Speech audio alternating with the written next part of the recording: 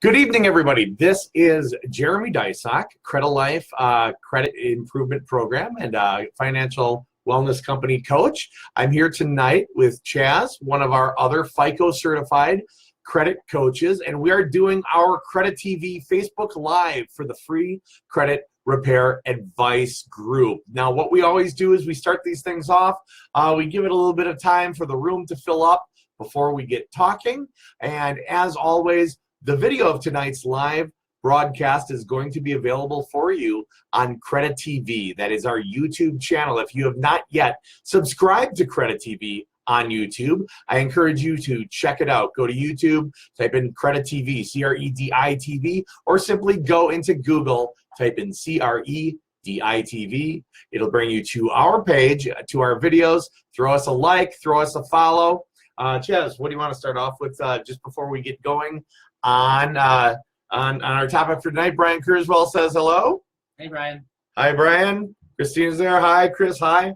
Anything you want to say special before we get into the topic? No, I'm excited to get started on the FICO versus FAKO. FICO versus FAKO, absolutely. It's a big topic. A lot of people looking at like Credit Karma or even your Identity IQ score is not your true FICO score. So it's really debunking that myth that those scores are not your true lending score. Correct. Yeah, and we're going to let the room fill up just a little bit more. We're up to 13 people.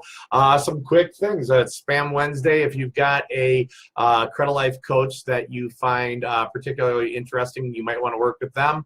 You'll have the opportunity to go down. You'll see the links to schedule consultations available. For those of you who have gotten your express audits during our Black Friday, our Small Business Saturday, and Cyber Monday deals, if you haven't gotten them yet, let us know. Otherwise, they came with a coaching call. I hope you're all enjoying those. But yeah, we want to get kicked off, and we have enough people, I think, in here to really get talking about today's topic. So today's topic is your FICO score. What makes up your FICO score, where to get your FICO score, how your FICO score is used, versus what we like to call your FAKO score. Your FAKO score is the score that you are presented as a consumer disclosure, or potentially in your credit card giving you a free score, all sorts of different places around to get those. And we're also going to open this up to questions. So if you've got a question about your FICO score, if you've got a question about your credit score, if you've got a question about your Vantage score, about the different credit scoring models that are out there, or even anything credit restoration related, this is the place to ask them. Yep, type them into the comment section. Chaz, do you want to start off with anything special? Yeah, so, I mean, a lot of times we hear, I got my score from myfico.com, right, or my Discover card gives me my FICO score. Right. You're right to a point. It is from FICO, but it does not mean that's your score that a lender is going to pull up. The only way to actually get your true FICO score would be to ask a lender to pull your credit. Now, as you might have seen on the page, that will actually cost you between 5 and 15 points. Right. So we don't want to go running around town and asking every lender to pull our credit to figure out what our credit scores are. Right. So let's start off with what is a FICO score, okay? A FICO score is a numerical risk rating based off of the information that's on your credit report. The FICO algorithm, the math that makes up your FICO score, is broken into 5 main areas. Area 1, 35% of your FICO score, in all general terms, these are all going to be in general, and so there is a little asterisk to this whole thing, but 35% is your payment history. Did you pay on time? Did you pay at all? So when we talk about in the group about investigations and about getting things deleted from your credit report that aren't verifiable, that will directly impact that 35%, that payment history. Now, 30% of your FICO score is made up of utilization on revolving accounts, specifically credit cards. Balance to limit ratios on your credit cards are responsible for a full 30% of your FICO score. Now, Chaz, what's the best utilization? The best utilization is 1 to 3%. If you've seen the video I created on building your credit machine, it's a great way. If you haven't looked at it, look into it. It's a great way to automate your credit score and actually automate the top 2 here, 35% payment history, 30% on your balance to limit ratio. Again, 1 to 3%. If you have a $500 limit, that's $5 to $15. Yep, that's it. that's per month. So 35 is the history. 30 is the utilization of the credit cards, of the revolving accounts.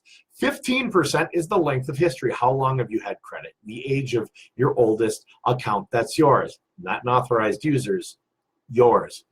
Now 10% is made up of the blend. Installment accounts, revolving accounts, one kind is good, two kinds is better. It shows that you can handle multiple credit liabilities. And then 10% is recent activity. It's extra weight given to the last 12 months activity, and it is inquiries. You get 5 to 15 points off your score per inquiry. That's what makes up your FICO score. Now there's another kind of score you'll see kicking around. Identity IQ that we use to monitor your credit profile, the information that's on your credit report, actually uses a scoring model called Vantage scores. Now, FICO scores are used by 90% of all lending institutions in America. 5% of them use Vantage. Vantage is another scoring model. It's another type. They're up to Vantage, what, 3.0? 3.0. 3.0. There have been 3 incarnations of the Vantage scoring system. Basically, it's just another name brand. It's the difference between using a PC and using an Apple. Most lenders don't use Vantage. Most lenders use FICO. So the reason we always talk about FICO is 9 out of 10 times that's what you're going to be encountering and using.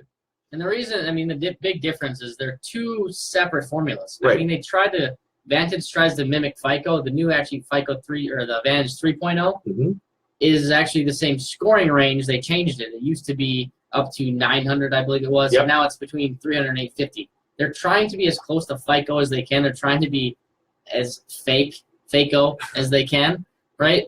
But they can't use the exact formula that FICO uses. Actually, it's proprietary. They've patented and copyrighted whatever the heck they do for that formula. Yeah, right. So no one else can use it. So Privacy Guard uses something different.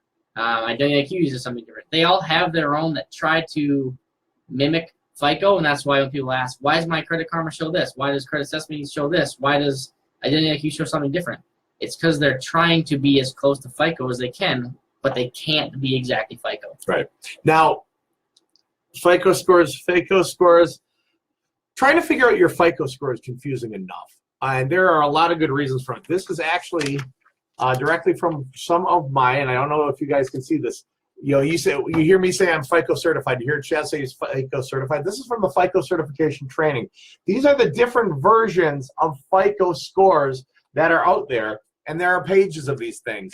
Now, within these different versions, from FICO Score 8, FICO Score 8, FICO Score 8. Those are 3 different versions of FICO Score 8, one for Experian, one for TransUnion, one for Equifax.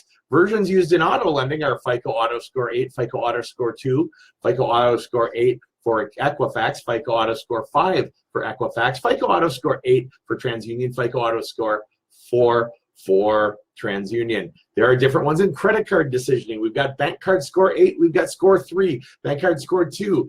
We've got versions used in mortgage lending, FICO Score 2, FICO Score 3, FICO Score 4. The newest released versions are FICO Score 9, FICO Auto Score 9. We have got FICO Bank Card Score 9, straight FICO Score 9, then FICO Auto Score 9 for Equifax. Basically, this goes on and on and on and on. There are dozens and dozens and dozens of different versions of the FICO algorithm, and you never know which one your lender is going to use, okay? Your lender may be using FICO score model 4 because it costs a lot of money for the bank to upgrade all their systems to FICO score 5 or 6. It's kind of like if you upgrade Windows 95, Windows ME, we're up to Windows 10. It's a different version each time. Well, if you're something as large as a bank, a big institution like that, it costs a lot of money, it takes a lot of manpower, it means system downtime to upgrade it. So that's the reason they don't do it. So you never know what bureau your lender is going to pull. 1, 2, or all 3 bureaus. You never know what version within the bureau your lender is going to pull. It could be any of these dozens. Now, within each of those versions, they have something called a scorecard. A scorecard is like a filter that's applied to your data. There are between 12 and 27 scorecards per version of FICO over the time. We're into the thousands of different potentials. Now, within all of these, there are a consumer consumer-facing scorecard. The consumer-facing FICO scorecard is never going to be used for lending. The consumer-facing FICO scorecard is what you're getting from myfico.com. You're getting it from your Capital One little app. You're getting it from your, anything that says it's giving you your FICO score is giving you your FAKO score. I think your Discover gives it out too. Yep, Discover, your consumer-facing model. Even Self-Lender gives one out. Those are all, unfortunately, FAKO scores. They are consumer-facing. The only way to get your actual FICO score, which will be lender-specific to that lender for that individual type of financing you're trying to obtain, is to actually go out, hurt your score, and apply for it. That's literally the only way. Other FAKO scores, Credit Karma, it's a train wreck. It only gives you part of 2 credit bureaus, and it gives you a FAKO score. Who else? Credit Sesame, Credit Shield 360 is a train wreck for a dozen reasons. So these things are not your actual FICO score. What this means is this. It's really difficult as a consumer to know what's going on, to know what step to take. If it seems confusing, if it seems dangerous, if it seems scary, and by all means, if it seems frustrating. Hey, you've ordered Christina Hirsch. I've ordered my Experian report from Experian.com before. That's not accurate. Funny you should bring that up. The CFPB, back in July, the Consumer Financial Protection Bureau, cited Experian and fined them, I believe it was $8 million, for giving false FICO scores under the name FICO to consumers. So yeah, it's wrong. Plus, through Experian.com, you're paying way too much. Terrible. If you're going to get a FAKO score anyway, I like Identity IQ. You get all 3 bureaus. It's $21.95 a month, and it's really intensive in the data it gives you. Yes. But yeah, where's the best place to get your score? There isn't the best place to get your score. That's the sad, honest answer. And any group or any professional who says, no, you want to use my FICO, it's the real, they're so full of poop, their eyes are brown, as we said in North Chicago when I grew up. So FICO scores, FAKO scores. What makes a FICO score a FICO score? It's the actual lender-facing score used for lending. What makes it a FAKO score? Well, it's not the actual lending score used for lending. So the easy way to kind of determine, did you get your score, like let's say you went to an auto dealership and they pulled your credit to get a car. That is your FICO score as of that day. Now it could change tomorrow when your balances go. Could change in minutes, yeah. Next week, right? When your balances change, or if you have a late payment, right? It's always as of that day, right? So if I go get a credit card and I get accepted and they send me, or even denied, and they send me that thing in the mail that says what your score is, that's your FICO score. That'll be the legit score. Here's the thing. The only real FICO score, the only real FICO, the true FICO, I believe FICO itself calls it the true FICO. The only true FICO is one that's being used for credit decisioning. One that's being used to evaluate your credit worthiness and either grant or deny you credit based on that score. So a version you get will never, ever, when you pull it, it will never, ever be your lending score. Why? Because they do not have to give it to you. It is proprietary. It's theirs. Now, under the free annual credit situation where you're entitled to a copy of your credit report every year, that's true. You're entitled to one free copy of your complete credit report with all of the data that they've got on you from Equifax, one from Experian, one from TransUnion, and you're eligible for one of these every year. You are not, however, eligible or in any way, shape, or form entitled to your score. You're not. And FICO doesn't want you to have it, because if you had it, you might be able to figure out how to manipulate it. And if you figure out how to manipulate it, they can't sell it to anyone. Here's the deal. I don't care how many credit monitoring services you buy. You are never the credit bureau's customer. The bank is the customer. They don't care about you. They don't want to care about you. You're kind of a liability if you know how to manipulate your scores. So there's a question, and it's actually a good question. Why do we have a credit score? Well, it's for a lending decision. The bank wants to know how much of a risk you are to lending money. Mm-hmm. And your score pits you against every other person. So I'm pitted against Jeremy. Jeremy's pitted against me.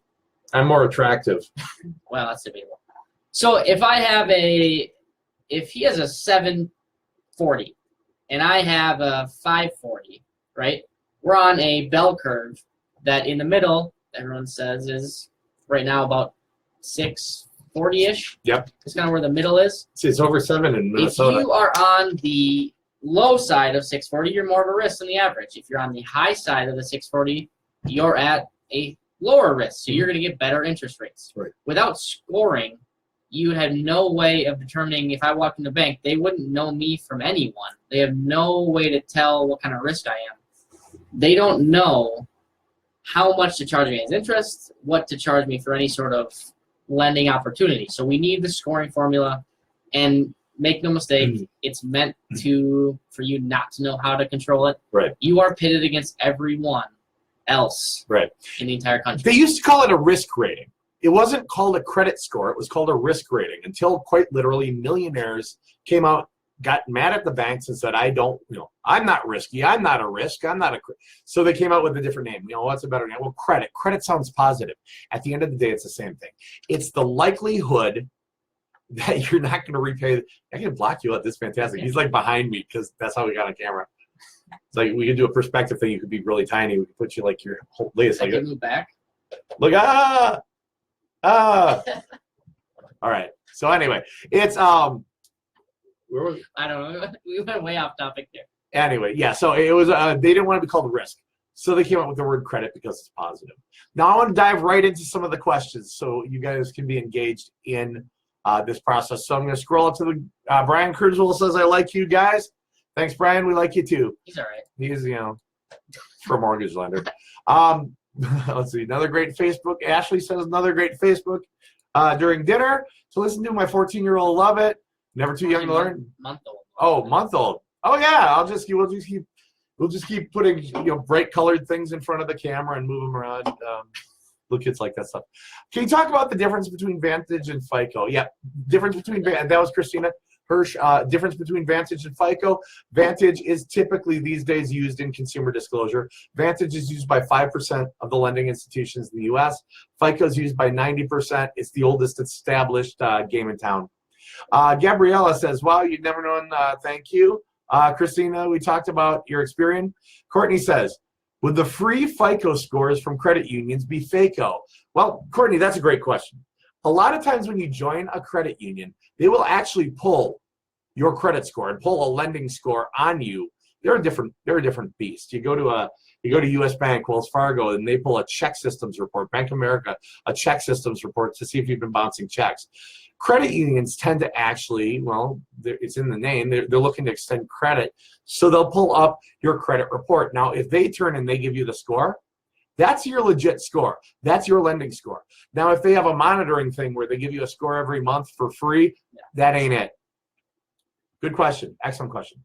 Romano, I have 4 closed student loan accounts that went to collections. I paid them off. They're still on my report with a 0 balance. Is this affecting my score? Yes. Yes, Definitely. it's going to be in the history the history of repayment section, that 35%. So Urbano, what we want to do with that, they're paid off, they're at a 0 balance, they were in collections. So my recommendation is you want to verify that information with the bureaus. You want to investigate and find out and put the burden of proof into the hands of these student loan companies that reported this or the collection companies that reported it. And you want them to verify to the bureaus that this info is accurate and factual and correct, and they can still verify it with documentation or just good verification today, not back when they put it there today. Because if they can't, per the Fair Credit Reporting Act, the FCRA, the bundle of consumer protection laws that protects us all in this big credit game out here, within that, if they, I always say I'm going Johnny Cochran. If they can't prove it, they have to remove it. So you say to them, hey guys, I'm not saying it's not mine, but what I'm saying is, with all due respect, prove it. Prove it's mine. Prove that's the amount. Prove it was in collections. Prove those are the dates. Prove it. And if they can't prove it, they do have to remove it. And in that circumstance, that would improve your score. Make no mistake, the credit bureaus are not out for the consumer. They are 3 for-profit companies. They don't even communicate with each other. They're out to make money. Right. These are mercenaries, not missionaries. Right. Everyone reporting has been paid by these companies. They pay Experian, TransUnion, Equifax to put the information on there. They don't care if it's accurate. They haven't called me, and they haven't called Jeremy. They won't call you and ask you if it's accurate. It's your responsibility. I want to start my own bureau because they figure out the most amazing business model. Here's the deal. So much money. If you're a bank, you pay the bureau to report information on Chaz. Okay, how has Chaz been paying and stuff like that. Now, Chaz comes into that same bank 3 days from now and wants to borrow money to buy a car. I then pay that same bureau I gave the info to and paid to put the info into. I pay to get the info back. That's a hell of a thing. Crazy. That's fantastic. Good for them. Okay, so here's the deal. The reason that you're not the customer, the reason they don't love you, the reason they don't care about you, if they wanted to verify and validate this data, they would. They don't want to. It's expensive. And the more people like you who join the free credit repair advice group, and the more people like you who hire us credit coaches at Credilife or follow the advice that we're giving you and do it yourself, the more people out there exercising their rights, well, we're costing these bureaus money. They do not like us. We're kind of public enemy number one to them. And that's okay. All you're doing is exercising your rights under the Free Credit Repair, pardon me, the Fair Credit Reporting Act, or that you found in the Free Credit Repair Advice Group. And the more you are improving your score, we talked about that bell curve earlier, the more you're putting yourself on the correct side, right? The lower interest side. Right. The more people we get onto that side, obviously we need people to be on the other side. So right. People in the group that get banned for not knowing what they're talking about, we need them. We really do. Yeah, the people, yeah, the people do the spammers. Yeah, we need them. They're I need a bad score for my score to be better. Right. If everyone's at a 700, that's not median. Right. I need people to be at 500 and 400, so my score looks great. All right, I'll take it. Someone has to make my burger. It's true. Rick always says it's a zero-sum game. He's right. There's an equal number of lower scores and equal number of higher scores. Yeah, the only way we could do that is if we could eradicate a state full of people. California. All right. We have clients in California. That's not right. We love California. And those of you who are Credilife clients in California, I strongly recommend Texas. All right, Erica says, so what's the point of having a credit score? Great question. You need a credit score. Man, you need it for everything. You used to just need it if you want to borrow money. I mean, that was it. Hey, you want to borrow money? Yeah, what's your score? What's your risk rating? What's your credit score? These days, they're using your credit score for background checks for jobs, for background checks for renting an apartment, for your car insurance, for your cell phone plan. Cell phone. Yeah, I got my my Apple. I got the 7 Plus. When I got the 7 Plus, another dude sitting next to me at literally same time, because we're both talking to the same sales rep, and the guy's a good rep, and suckered both of us into one. And his was $1,100 he had to pay, and I didn't give him anything, and they gave me a free screen protector. And so he looked at me, I looked at him. It was because of the credit, it was because of the plan. So I gave him my business card and said, you better talk to me. So what's the point of having a credit score? You need it if you want to survive. And it's not just to borrow things. It's not just to get a house. It's to get better terms. One of my mentors, a gentleman by the name of Mark Worm, who when I was younger in credit and in business and in finance, walked up to me and did kind of a Yoda thing and looked at me cryptically and goes, good credit, good life. Bad credit, bad life. Just walked away, and then he did stuff like that. But you think about it: good credit, good life; bad credit, bad life. The doors that good credit open for you, and I'm talking. Here's the thing: they open the door. You don't have to go through it, but you have the door open. Just because you can doesn't mean you should. But if you want to finance some furniture, if you want to purchase a home, if you want to get better insurance rates, if you want to switch jobs, it'll give you the opportunity. You want to buy a bigger car. You can take it or pass because you choose, not because that buy here, pay here car is all that's available to you. That's why it pays, and that's the point of having a credit score. Awesome question, Erica. Courtney says, so basically the credit bureaus have stacked the deck against consumers so that we can never know where we truly stand unless we ding our scores. That's shiesty. You do sound like me. Yeah, Courtney Hughes. Congratulations. I'm giving you a heart face on this because I love what you said, because congratulations, you fully understand credit. All right, so Sassy. Damn right, Kayla. What is your credit score? My credit score is a numerical risk rating on which lending decisions about me are made, and I'm sure that's what Edward was asking. Christina Hirsch says, maybe totally off topic, but I'm wondering why things disappear off my report and then come back. Also, like Navient bought out Sally Mae, and now Sally Mae looks like a bunch of closed accounts. Do these things like that change my length of credit history? Great question, Chaz. I'm tagging you in. Yes, they do. So student loans are like the worst at this. You'll be with Great Lakes, then you'll be with Sally Mae, then you'll be with Navient, then you'll be with Fed Loan. Bob's House of Loans. Yeah, they send it everywhere. And it does, unfortunately, it affects your length of credit history. Every time they close and open a new one, right. it starts a brand new loan. So that's one thing to consider also when you're talking about a consolidation as well. But the one thing you can do about that is nothing. No, you really can't do it. Yeah. They just buy it and sell it. It's all within the federal system. They just send it around. The same person collects on it, and the government gets the money regardless. Right. And the other reason you may be seeing things drop off and come back on is you're probably looking at Credit Karma, who, for whatever reason, they just decide to have things fall off. Yeah, we'll just go with train wreck. All right, Mike Thompson says, if we have a high FAKO score, can we assume we have a high FICO score?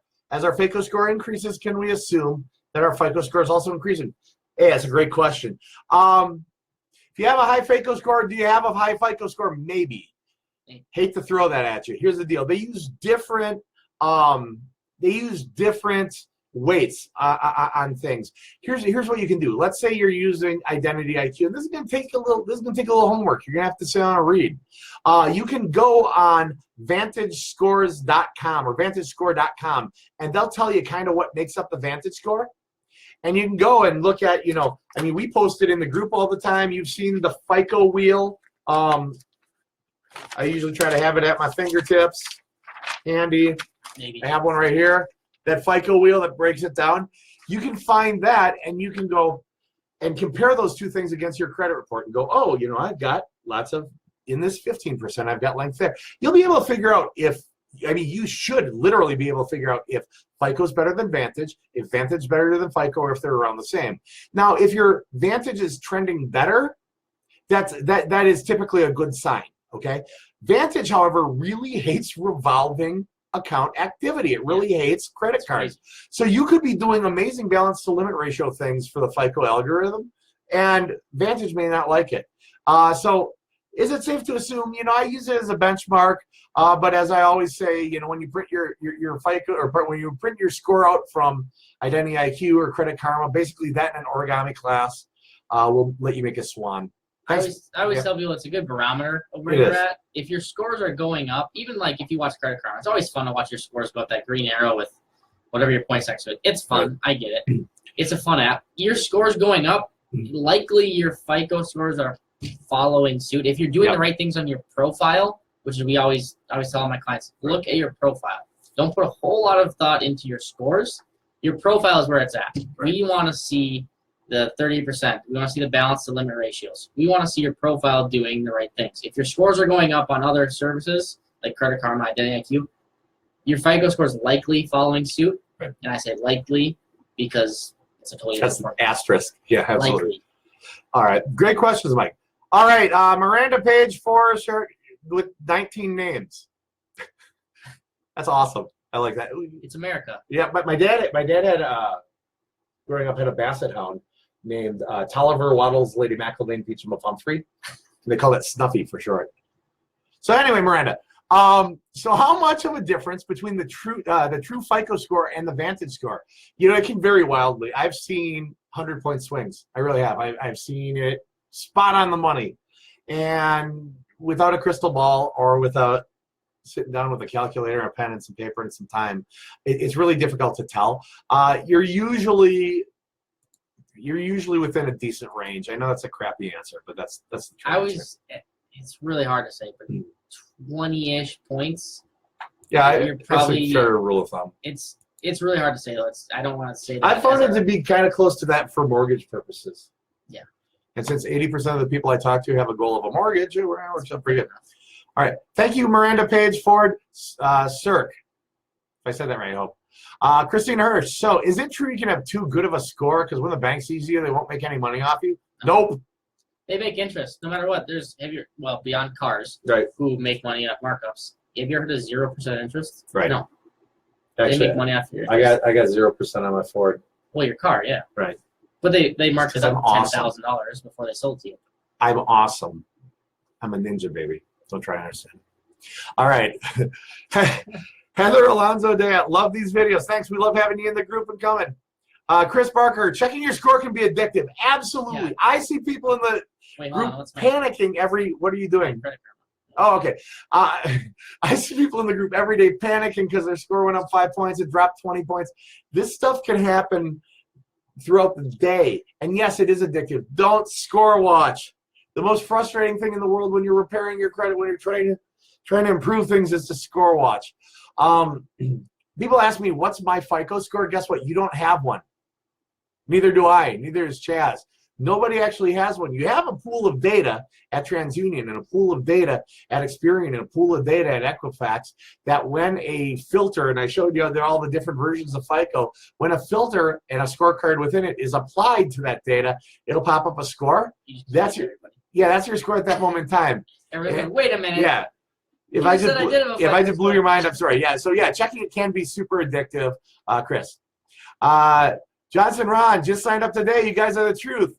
Got it, brother. Thanks. Hi, Ron. We just talked like a few hours ago. Courtney says, if they refuse to remove a zero balance correction, do they fall off of being harmful? They don't have to remove a zero balance collection. What they do is they say paid off. They just balance it to zero. But it's a scar. It's a bruise. It's a ding. If they won't remove it for you, it's back to what I said earlier about the investigations. Exercising your right, going to the bureaus and saying, hey, if you can't prove it, you got to remove it. Yeah, otherwise it'll come off in 7 years and 180 days. Yep. So. All right, what else we got? Good question, Miranda. Wait, no. Good question, Courtney. Sorry about that. Yeah. Hi, Miranda. Miranda Page, forward Cirque. I'll get this. For my question of the score-wise, could Vantage be like 600, but FICO be 100 points lesser? Not typically. Not typically. It very well could if Vantage scores something completely different. Or if you have a credit report with like 2 accounts. Yeah.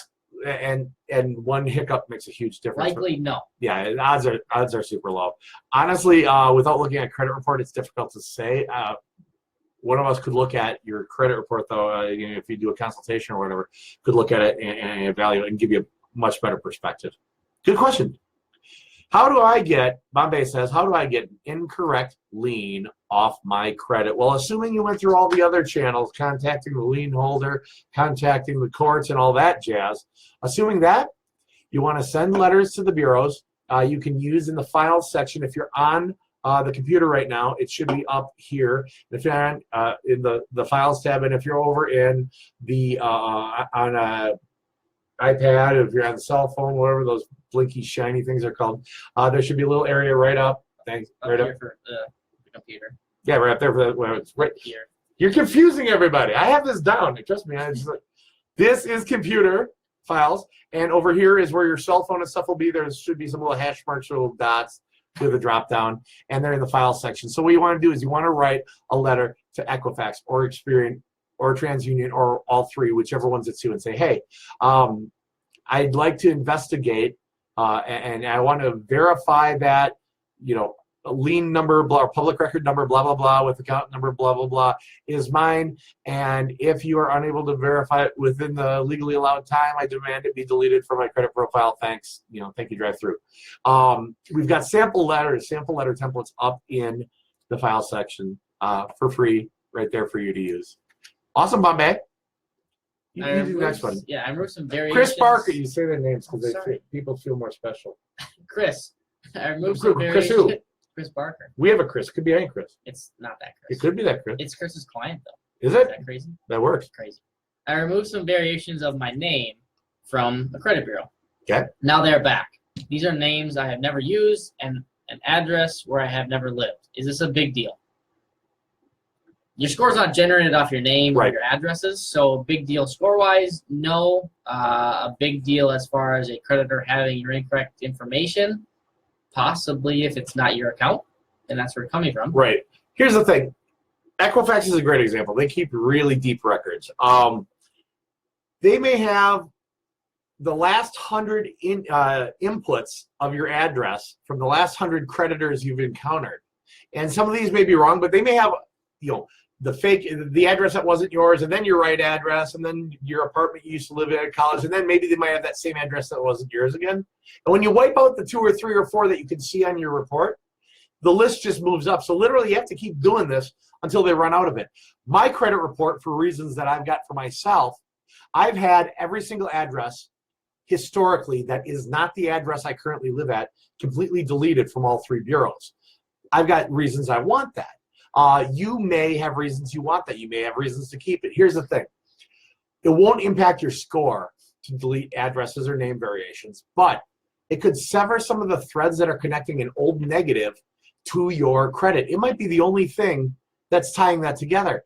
So if you cut that thread, that negative info might fall off your report. But if you cut that thread, it might be the only thread that's holding an old positive to your credit. So if you cut that thread, that old positive drops off your report. So the question you want to ask yourself is, do I have more old negatives or more old positives? Weigh the risks, weigh the advantages, do what you want to do. Great question, Chris. Konika says, I'm in Texas. Cool, you can go with all that. Invite over the Credilife members from California before we eliminate them all. Heather, you can live with. Were you on the night I said that if I had a bomb, I'd kill everyone? No. Oh, you missed that one. A missile. It was a rocket. If I had a rocket, it wasn't a bomb. This is what we deal with every day, to be honest. Yeah, it's like that. It's like this. California born and raised, Heather. Well, try Texas. Hello, if I coast. Elena Rose Barnett says, well, California's on fire. Well, they always are on fire. No, like they're really on You just fire. need some sprinklers. You need like You need like a river or some rain. It's rain. Rain? Rain. We have a lot of snow mist here. Bottle. You can have as much of our snow as you can haul off my driveway. Take all of it. All right. So Elena Rose Barnett says, hello, if I co-sign and deal goes bad, can the lender put the debt on my credit report without contacting me first that the loan's delinquent? Bad news for you. It's already on your credit if you co-sign. They were there right Equal liability, equal responsibility, equal positivity, equal negativity. The even worse part is if the first party files bankruptcy, now it's all on you. Yeah, it's all for you. Isn't that special? Don't co-sign for people that you aren't very close with. Right. Or I say don't co-sign for anybody. Yeah. If you're not confident that they can make every single payment, don't do it. Don't do it. I've seen it go bad for so many people. It only goes bad always. Jen. 60% of the time, every time. 60% of the time it goes bad every time. All right, thanks, Elena. Jen Jablonski says, I'm watching with my 19-year-old next to me doing homework. Hope she's paying attention. Hey, Jen Jablonski's kid, young Jablonski. All right, listen up. You need to start on your credit journey now if you haven't blown it already by going down to the student union and being offered a 1-pound bag of M&Ms to fill out a credit card application. What I want Jen, your mom, to do is go, I think it's your mom. Oh, whoever, unless she stole you. I mean, she's kidnapped you and she's just had you for the past number of years. Anyway, Jen Jablonski's kid, what I want Jen to do is I want her to go in and say, hey, Jeremy, how do I start a good credit profile for my 19-year-old? Jen, I want you to start that as a topic for myself, for the mods, for the admins, and we're going to go in there. My 21-year-old daughter has a 780 credit score, FICO lending score. She was able to qualify for a private, unsecured, ungovernment-backed student loan for $20,000. Must be nice. Yep, because of her credit score. I started her off around the age of Jen's kid. So Jen's kid, Jen's going to write that question. She's going to get the answers. And you and Jen are going to do some work. You're going to make sure you get started on the right foot. You only got one chance to do this right out of the gate. And I don't want you to have to join this group other than to brag. So that's for Jen. What else we got going on? Chris Barker, my real score is about 50 points higher than Credit Karma. Absolutely. It happens all the time. Susan Washburn, hi. Isaac, Isaac is one of our moderators for the group. What can you do if your score hasn't changed in a while? Oh, good question. You do this one. Change what you're doing. Well, depends. Is your score 800? Then I wouldn't want to change. Nothing's going up. Right. So let's say you're stuck at like a 650. Like plateauing. You are just stuck there. You have your balance limit ratio at 1 to 3%. You have 2 revolving accounts, 1 installment account. You're doing all the right things. There's likely negative information that is like an anchor just holding you down, and you cannot get that plateau. I see it quite often. All the time. Yeah. So investigate. Investigate the negative information. Conversely, there's two things you can do. Elimination of the negative, building the positive. Let's say you've done all the investigation, you exhausted every option to try to get anything that's old and derogatory, or maybe you have nothing derogatory left. Well, now the 650 is based off the strength of your profile, okay? So what do? Well, we know, because we know the FICO algorithm. We talk about it in the group all the time. We know that 35% is payment history, that 30% is revolving account. That's 65%. So we could open another revolving account, credit card, a store credit card, get yourself some Kohl's cash. More payment history. Right. And do 1 to 3% monthly activity. Activity generates points. Activity generates points. You keep in that zone. And so if you've hit that plateau and now you add a level where you could get up this high because you've got more activity, those points will generate up and you'll get there. So sometimes it feels like a plateau. Sometimes it feels like a roadblock. Sometimes it feels like stepping stones. Just stay true to it. This is a marathon. It's not a sprint. All right. You didn't get into trouble overnight. You're not going to be amazing overnight like me. Everybody got trouble overnight. I got all kinds of trouble overnight. Yeah, we very. Well, anyway, yeah, Isaac, that would answer your question. Susan Washburn says, watching your credit score every minute is sort of like watching the stock market ticker tape. Yeah, it is. It's crazy. Okay, hey, this is a great question. Cassandra Elaine, if a bankruptcy is removed from your report, does it cause your score to go up? The answer to that is actually no. Bankruptcies are a public record. Now, the things that could be removed from your report that would cause the score to go up would be the items, the negative items that went into the bankruptcy that are marked included in bankruptcy, that went late or were in collections and were included in that bankruptcy. If you had a repossession, if you had late payments, if you had a charge off, if you had a medical collection. But the bankruptcy itself from the public records section, you can have that deleted, and it has got this much impact in the FICO algorithm and on your score. It will change your interest rates. So it affects your profile. So it is important to investigate. It affects your profile. Mm-hmm. Now, the one thing that I get the question all the time, what can I do after bankruptcy? I filed bankruptcy. Shouldn't it clean out my profile? Right. No, it doesn't. Actually, all that negative information is still there. It's all included in your FICO profile, right? Yep. Your balances are zero. Right. So it zeroes out your debt, but every negative payment that led you to the bankruptcy is still there. Yeah, I did a video down in my bar, in the basement of my house in the Why aren't we at your bar? What? Why aren't we at your bar now? Next week, let's want to do the bar next week? The murder bar? Yeah, I did a video down in the murder bar. I've got a horror themed bar in my house with machetes and Maybe we should actual murder implements that had been I bought at auctions and stuff. It's really healthy. And so anyway, I did a video. It was what to do after a bankruptcy. So if you go to CrediTV, you'll find it there. You'll also find it in the group videos, but it'll tell you what steps to take after a bankruptcy to rebuild and all that. So it's a couple things. Number one, you want to investigate, Cassandra. But number two, you want to, I got two Cassandras in a row. That's trippy. Look at that. Cassandra K and Cassandra K. Okay, so Cassandra K, go and check out the video, what to do after a bankruptcy, live from the murder bar. Cassandra Curry, so can the closed Sally Mae accounts be removed? Yes, they can. Anything can be removed if they are not able to verify and validate. If so, is it with a validation letter? Yeah, I would start out with the simple investigation dispute letter that you'll find if you're on the computer up in the file section here, or if you're on PC there. Quick comment on that. Well, I'm freaking down. Why do you want them removed? If it's positive, don't touch it.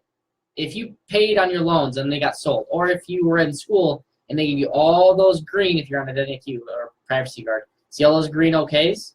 That's helping you. Don't remove it. I thought it was referencing that one earlier. Well, that's what I want to. If it's negative, yes. Yeah. If it's good, positive, leave it. If it's bad, don't leave it. Get rid of it. Dump it. Awesome question, Cassandra with a C. All right. That was weird. We looked at the same time. It was creepy. Afton says, my Vantage is actually 100 less than my FICO at the time I checked them. Yeah, we've seen this now twice now. Awesome, Afton. The affirmation is perfect. People piping in who've seen this, letting people know that We're not making this. We're not making this up. You got FICO scores. You got FAKO scores. We are not making this up. This stuff is real. It's unlikely, but yeah, it does happen. 100 points. There must be something. You must have a very shallow profile. Yeah. Which is. Are you calling her? No, You're calling Afton shallow? I call Afton shallow. You know, I don't think Afton's that shallow. I think she's a deep, personality. Well articulated, unlike myself, me fail English. That's impossible. All right. Thanks, Afton. All right. Elena Rose Barnett says, "Why do lenders look at the middle score?" Great question. Well, it's it's the. I was a lender, so we're gonna let him do it. Only mortgage lenders look at your middle score. They'll take your 3 scores. They'll get rid of the top. They get rid of the bottom, and they'll take the middle. An auto loan won't do this. An auto loan may only pull from one bureau. Or 2 or all 3. Or at times all 3. Less likely all 3.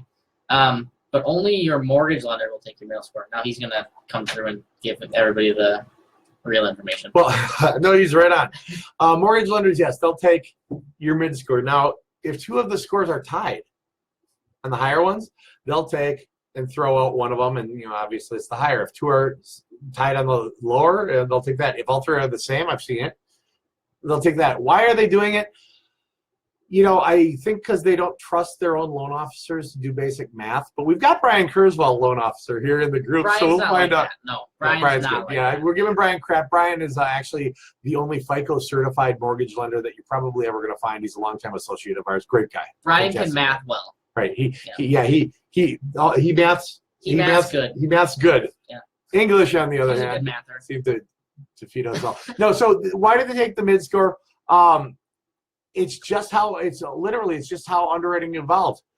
Fannie Mae, Freddie Mac, FHA, VA, the government-backed insurers of these mortgages themselves. Over time, they made these underwriting guidelines, and that's literally what they came up with. Now, this also applies to sometimes someone will only have 2 scores, and so what happens there is they'll take usually the lower of the 2. So if you only show 2 scores, for some reason you don't have enough on a profile to actually generate a score, and that's a thing. If you don't have enough profile, you don't have a score of 0, you just don't have a score. Here's a good question. Let's say you and your wife are going to get a home loan. Okay. Which middle score will they choose? Yours or your wife's? Oh, that's a great question. I get asked that all the time. You answer it. It is the lowest middle score of the 2. Correct. Back in the days of negative amortization arms and reverse equity, back in the days of no-doc loans and during the mortgage prior to the free-for-all, they would do things like adjust their underwriting guidelines on loans to take the middle score of whoever made more money and jockey it around. We're back to the basics now. So yeah, they're going to take the middle score of the more risky person. Remember, credit score used to be called risk rating. So they take the riskiest person and they underwrite off that. Great question, Elena. Miranda, page forward, Shrek, Sarah. I'll get one of these times. Oliver Waddle's late enough to be He'll get it. All right. If I got a couple late payments and I've already tried to do the goodwill letter, okay, time out. Goodwill letters. Oh man, what do you want to say it? I'll let you No, you say it. You're gonna say it nicer. Okay. So if I'm the CEO of a company, because for some reason there's a group that tells you to write it to the CEO. Let's say I'm the CEO of Capital One, and you send me a goodwill letter. I'm gonna do this.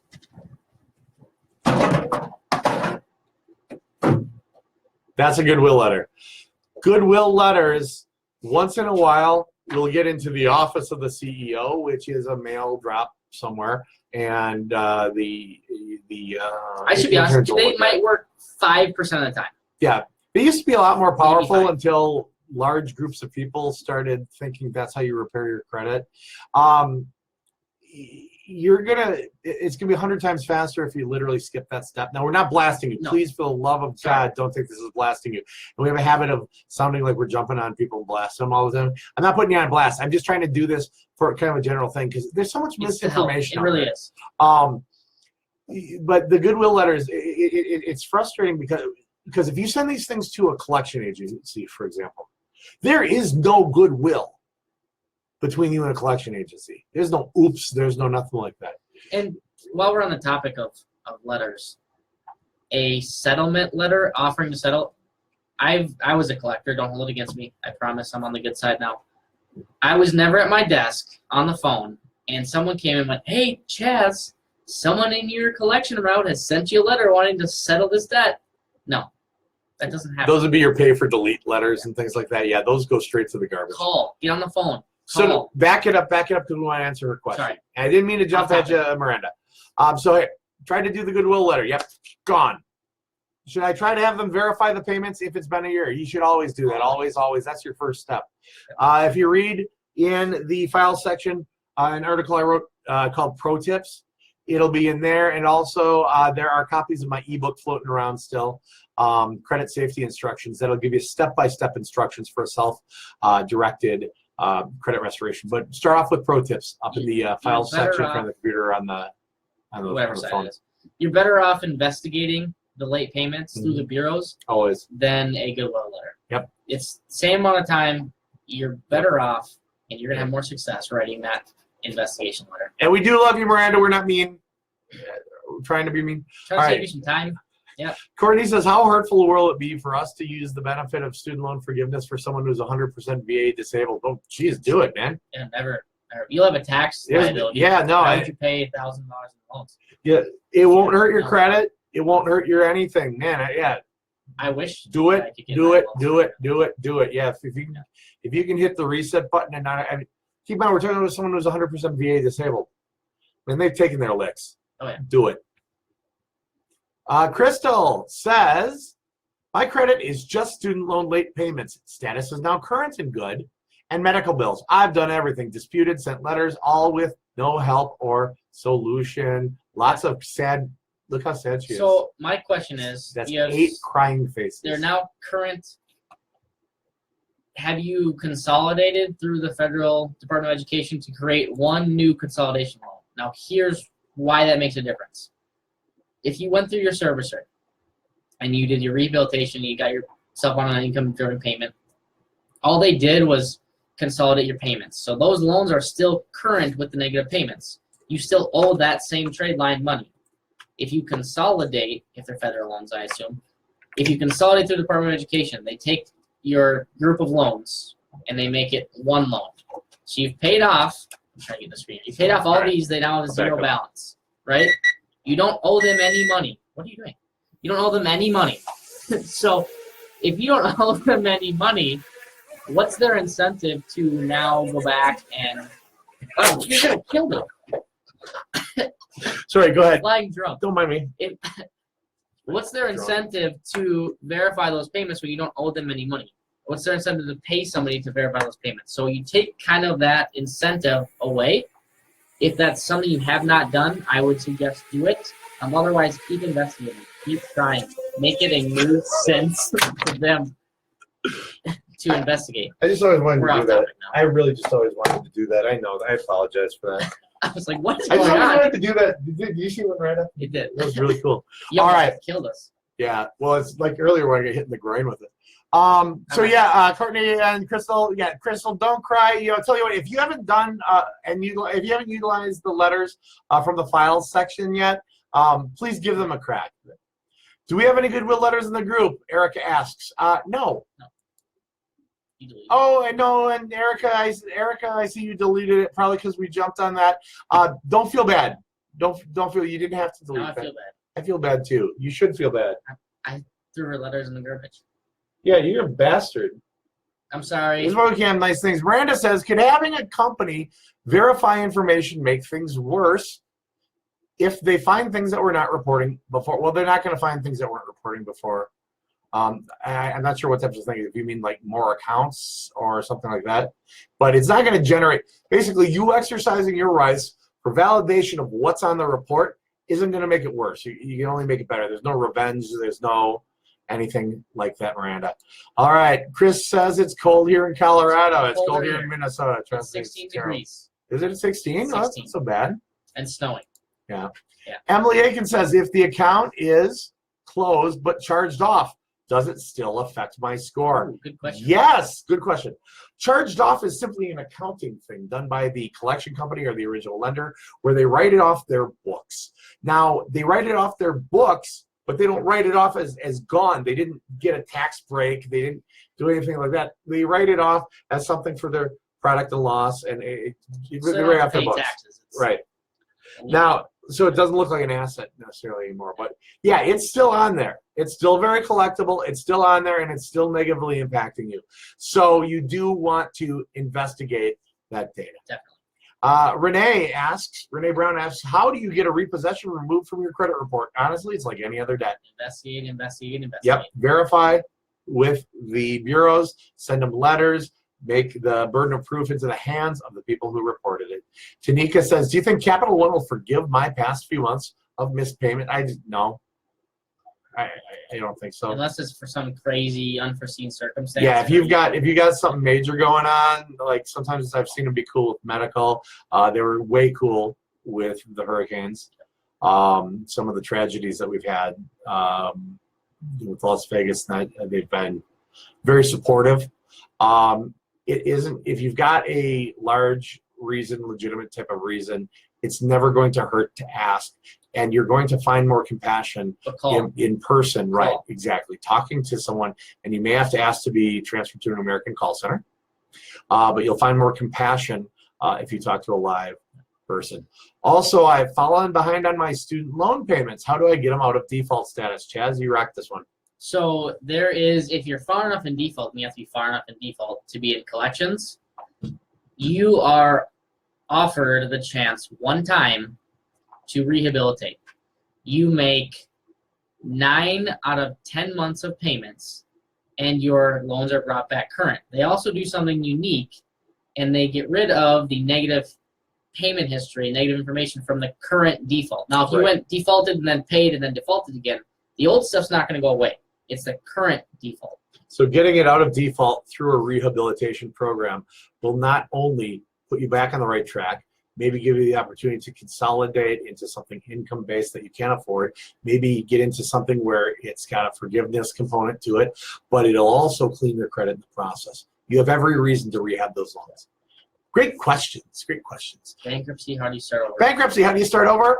That was Melody. Melody, again, hit the video up in the video section of the, and just stop pointing, in the video section of the group, or go on YouTube, CrediTV, CREDITV. It's our YouTube channel, and you'll find the video I did live from the murder bar down in the basement of my house. No, not so far as you know.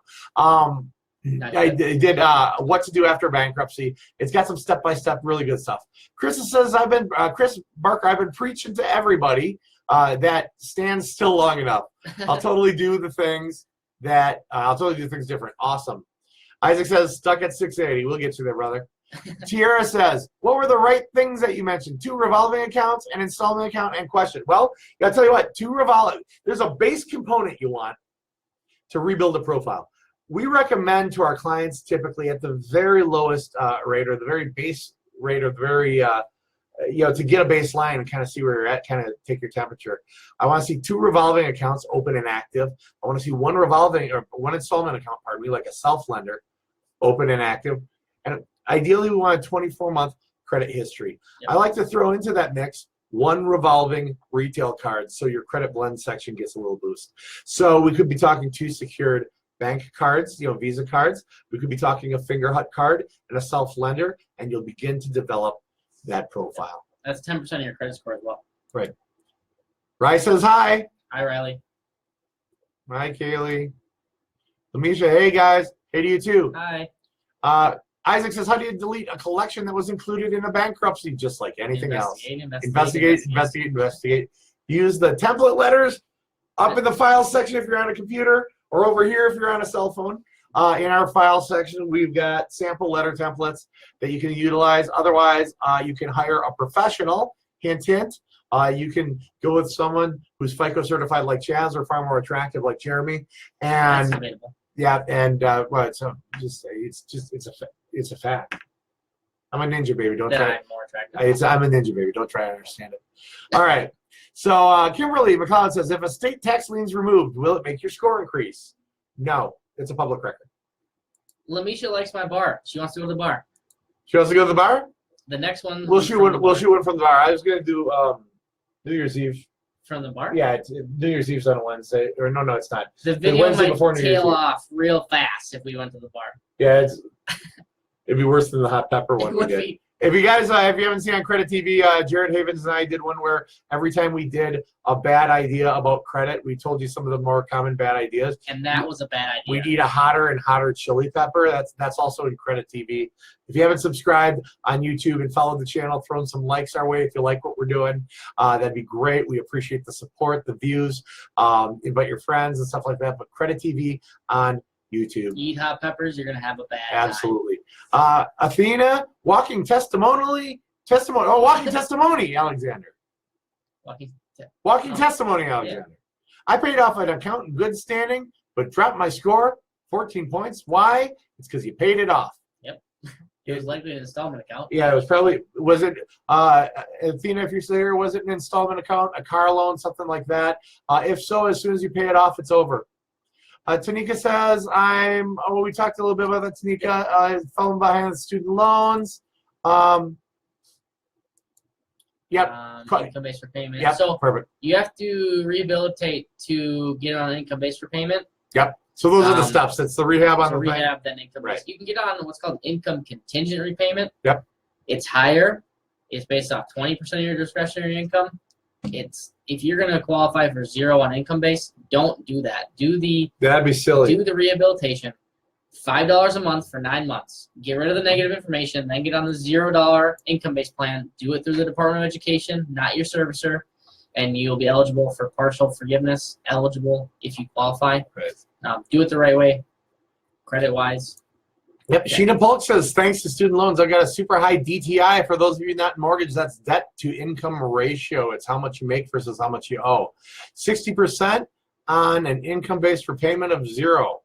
Aside from finding a new job that pays a ton more, is home ownership going to be a dream regardless of my FICO score? I'll tell you what, right now, you're outside of Fannie Mae, Freddie Mac, and FHA guidelines, but I am not currently a holder of a mortgage license. I would definitely talk to a mortgage lender and see what paths there are, because there are new programs every day.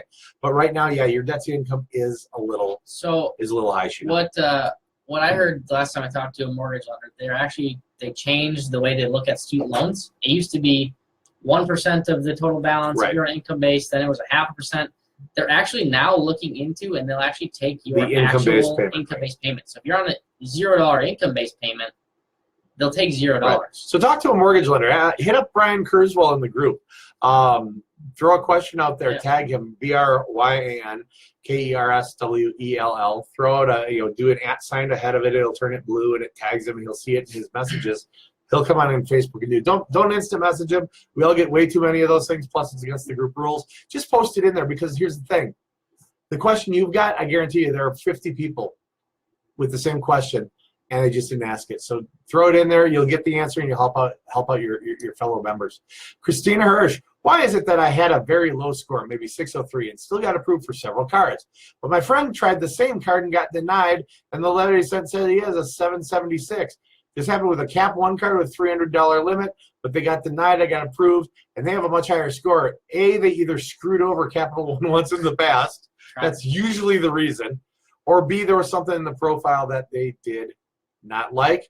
If you have a late, if Jeremy has where you're a 603, right, and his utilization on his other cards is perfect, and he hasn't been late for 3 years, and I have a 776, and I was just late last month, yeah, they're going to deny me. Or you had a charge off with Capital One. The other thing is, many reasons. You can get turned down if your income doesn't qualify too. So if someone you could type the wrong thing, that you're not making enough income, and they'll turn you down for it. Great question. Please go over the rates and services offered, please. Hold on. All right, go over the rates and services offered, please. Chaz just ran away. So Shelly, we'll get back to it in a little bit. Kaylee says, do not use that drone. Watch your junk. Yeah, Kaylee saw me get hit in the groin with that's all right. Services. We have VIP single. By the way, you guys, there's like a much easier to read version that's actually posted in the files section. I would strongly recommend you do that. But we got other stuff here. We got the VIP couple. Repair only. This is not readily available. That's at coach-only discretion. We've got a budgeting program. It's pretty sick. $149 flat fee. We got student loan, $499 flat fee. We got business credit, and yes, you're reading that right, $2,499 flat fee to get a $50,000 revolving line of credit and qualify for all kinds of business stuff. We've got better detail in the group, and it is Spam Wednesday. So I think my wife put up a post that broke down the services and stuff too, and also that sheet is in the file section. Crystal says I do owe them, but they're just in good standing. All right. Oh, Chris is here too. And Chris just walked in. Chris Kruger, one of our other FICO certified credit coaches. So those of you who have not met him, who may have him as a coach, that's Chris. Chaz is over there. Again, I'm Jeremy. Athena says, why did my score drop, please? Can you all tell me I paid my account on time every month? No way of knowing without seeing your credit profile and being able to look at everything else. Edward Porter said, I went on Medicare. My student loan was forgiven. How do I get late payments and loan off my report? The way you would do that is through the investigation letters. We've got that sample investigation dispute letter in the file section. Oh, hey. Courtney says, oh, hey. That's what Courtney says. All right. Heather Dan says, I pulled my report from Experian and the account numbers attached to my collection accounts are only partial numbers. How do I reference them when sending the letters? Literally use the number they've got, and if you got asterisks, do that.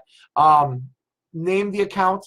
Use that for the account number, and send it on its merry way. It's their responsibility to verify and validate, and if that's all they've given you, that's all you got to give them back. Courtney Hughes says, it snowed up there when we were there in the Twin Cities in the beginning of November. We've actually been considering moving up that way. Do it. It's snowing now. Why the hell would you do that? Don't do it. The music scene up here is phenomenal, by the way. It's worth it for that, and the summers are unbelievable. We have a big spoon with a cherry on it. We got a choo-choo that takes you from the mall. Yeah, because that's the best thing. That's the best thing about the steak. Right. We got a cherry with a spoon on it. Spoon with a cherry on it. We got a choo-choo that takes you from the mall to the baseball diamond and back, and over to Cassetta's in St. Paul. Like that's like all the crap you need. Don't miss that train, though. Yeah, no. You go to Mall of America, go see the baseball game, go to Cassetta's in St. Paul, go back to Minneapolis, see the cherry on the spoon, and then go look where Prince was. We have a pretty big mall too. Yeah, it's a large mall. Alexa says, when you verify a debt and it's removed from your credit, should I contact the creditor and get it paid? Yes, absolutely. Yes. That is the time. The second that's deleted, boom, all the cards are in your favor. The only thing these guys can do is call and bug you or sue you, to be perfectly honest. But they can also resell that debt to another creditor who could put it on your credit report. Try to settle it too. Yeah, settle it and call them up and go, hey, I'll give you a half. And they go, oh, we can't take that low. Go, fine, what if I give you nothing? Oh, we'll be on your credit. Well, no, you couldn't do that correctly. So it's a great time to sell that. Good question. Capital One has been very good to me, says Christine. They've been really good to me, too. I like them. Courtney Lynn Taylor. So why do you do that? I don't know. It's a pain in the ass. Courtney Lynn Taylor says, but do you want to verify before working with student loans to fix, right? Great question. It depends. It depends. It really depends. It depends what you're looking to do. If you're looking to turn around and consolidate them or something like that, yeah, don't dispute them. Don't do an investigation first. The problem is every situation is a little bit different. So depending on how the profile looks, we might want to investigate them first. Right. And try to get negative information removed, like if there's some closed accounts or how they're reporting. Right. But if we're looking to consolidate at this minute, no, we don't want to investigate them. Correct. We'll investigate them after. Excellent question. Every situation is a little bit different. And if you want, should be able to tell you. If you want, you can sign up for a consultation for student loan. Her coach should know. I didn't know, and I don't think we're investigating. We're going to consolidate at a later date. There you go. Mm-hmm. I tell you, this is why we can't have nice things. Hey, I'm trying to look exactly like I am on my cards. Yeah. Oh, you just half ahead? Half ahead. That's awesome. All right. Let's see. I have late payment showing on my student loan while they were on deferment. Do I send an investigation letter for that? Well, you do that. I would also contact the student loan servicer for that one. You go, hey, guys, I was on deferment. You put lates. What gives? I would hit both. Brian Del Terzo. Brian Del Terzo is one of the administrators, one of the head honchos, one of the founders of Credilife. He's our boss. Nobody's my boss, baby. I'm a ninja. Brian Del Terzo says, Jeremy, you should point out that there are creditors that should be avoided. In the extreme case, some are known to refer out for legal action when a dispute is received, and some will simply close an active account, etc. That's a great thing. Now, if you're with Capital One, we have seen closing accounts. If you've got an active and open account, you could still have a balance with them, but maybe you had a 30-day late last November. You send them a dispute letter, you send them an investigation letter, and we have seen them closing some accounts down on you. So you lose that. There are some other ones. There's a collection company called American Accounts Advisors out of Minnesota. They do medical collections. If you send them a dispute letter, they'll just turn it right away and sue you. So you always got to be careful. This is where having a professional in your corner, or a company like Credilife, a financial wellness company, having that in your corner can be the difference. And having a well-qualified coach can be the difference between an amazing outcome and a new kind of lease on life when it comes to your credit, and possibly pouring gasoline on a fire. Great point, Brian. Amber loves the stuff. That's right. We love you, Amber. Miranda says, from Jen, Jeremy Dysak, how do I set my 19-year-old twins up? Okay, guys, I am actually working on, and I haven't done it yet. I'm going to push up the time frame because it happened twice here. I'm going to do a video for parents to show their 18, 19, 20-year-olds on what to do to develop their first credit profile, how to start it out of the gate. I'm going to make that. But in the meantime, Miranda says, how do I set my 19-year-old twins with a good credit profile? My daughter's got a student Discover, and her score on their tracker is 650, and my son has done nothing. Both so far have no loans for school due to scholarships and grants. What should they do next? I'm going to have that. Right. Someone messaged me. That's why I remember to do it. I think me and Jen have a consultation tomorrow. We can talk more. Jen, would you remind? Would you remind? You're right. I got my messenger close. Yeah, Facebook. Jen. Or Miranda, Jen, would you please remind Chaz tomorrow during the consult? I am going to try to get that out. I don't know if I'll have it before the new year. My goal was to do it in January, but I've been asked enough in literally the last 2 weeks that I think I'm moving that up. Regions Bank. Great question. It's going to happen. Regions Bank. Okay. Yes. Yes. Good old. I'll be biased and say Chaz is the best. Boosted my score 140 points in 2 months. That's pretty good. Not best looking. She has said best as far as score. Here's the thing. She forgot to type that. No, I don't think she forgot the word looking. She forgot to type looking. You know who you are, Courtney. So this right here is your best looking. How old are you? 27. 29. I mean, 29-year-old high school looking senior. Chaz will be old enough to drink in 7 years. Athena says, I have self-lender account. Is that good to have? It's awesome to have. It's a forced savings account that counts as installment payments towards your credit score and your credit profile. It's great. If you haven't opened one up, I opened one in November to use as a Christmas account for next year. It's brilliant. They have a 2-year one. It's like $20 a month. They got a 1-year one. It's for yeah. So I got the one you get the $100 one. So I got like $1,000. That'll be able to pull out next November in time for Black Friday, and my score goes up. It's sick. Yeah. So Athena, good instincts there. Those of you who don't have it, we do have a link in the group I want you to follow. I've seen some counterfeit links out there for phishing.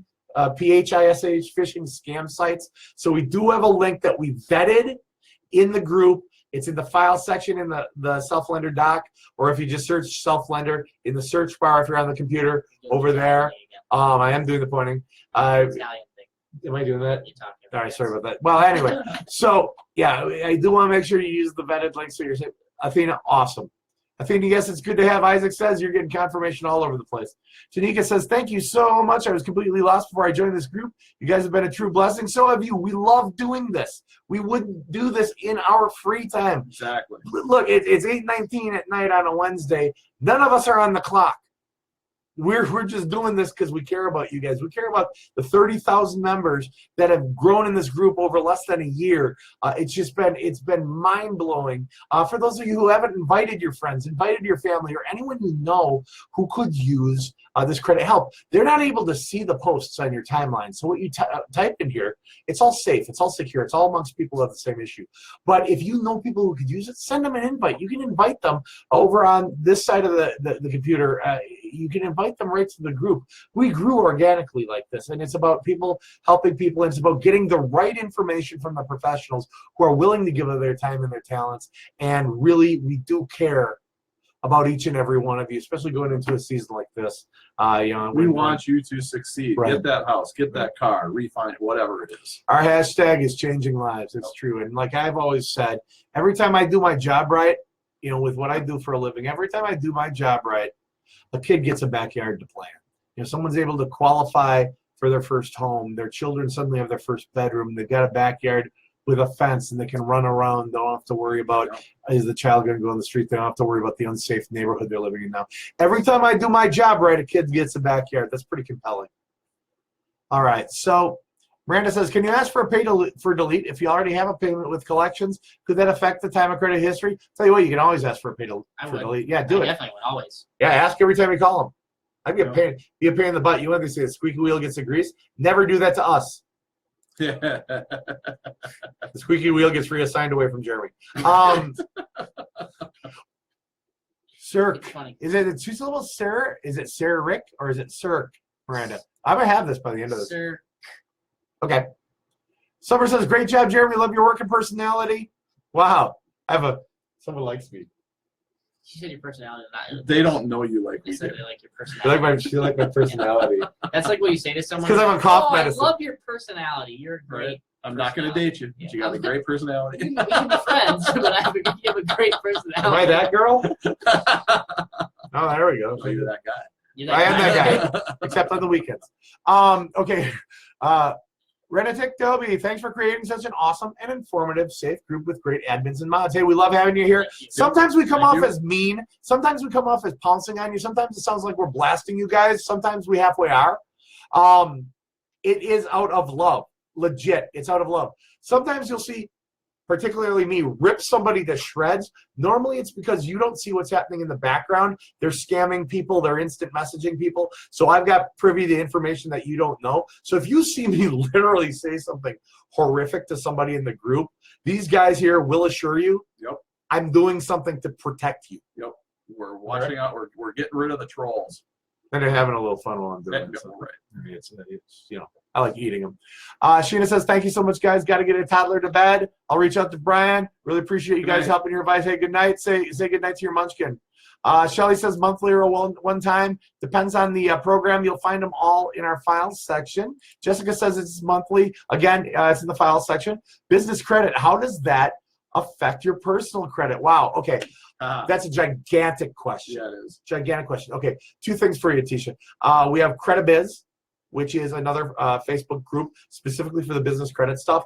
And we're going to bust out a video pretty soon on business credit because it's sounding like it's going to be important. Courtney says your husband's originally from Duluth. Sweet. Yes.